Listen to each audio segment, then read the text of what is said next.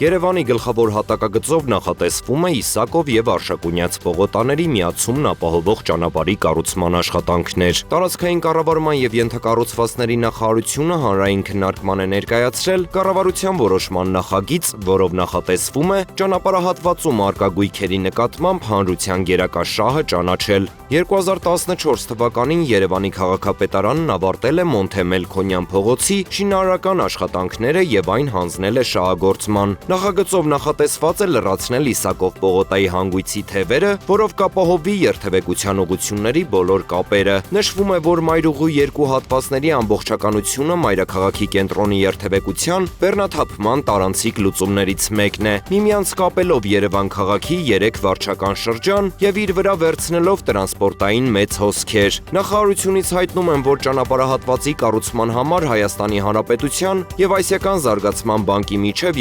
2023 թվականի նոյեմբերի 27-ին ստորագրվել է վարկային համաձայնագիր։ Ծրագիրն իրականացնելու համար հատկացվել է մոտ 86 միլիոն ԱՄՆ դոլար, որից 20.5 միլիոն ԱՄՆ դոլարը նախատեսվել է պետական ֆինանսավորմամբ։ Նշված համաձայնագրով նախատեսված ծրագրի իրականացման ժամկետը 4 տարի է, ավարտը 2028 թվականի մարտի 30-ին։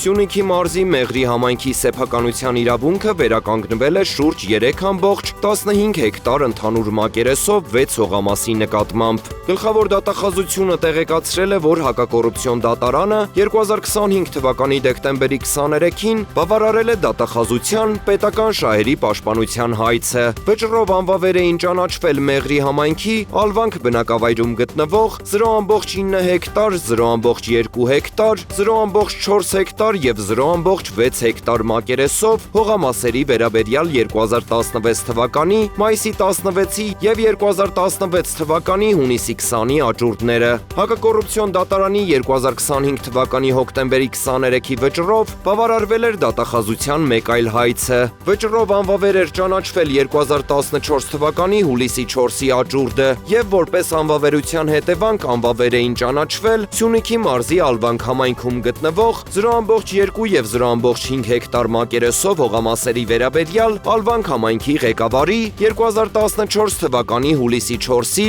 թիվ 17A եւ 18A որոշումները, Ալվանք համայնքի եւ ֆիզիկական անձի միջև 2014 թվականի հուլիսի 15-ին կնքված առուվաճառքի պայմանագրերը, ինչպես նաեւ 2020 թվականի սեպտեմբերի 11-ին ֆիզիկական երկու անձանց անվամբ կատարված սեփականության իրավունքի պետական գրանցումները։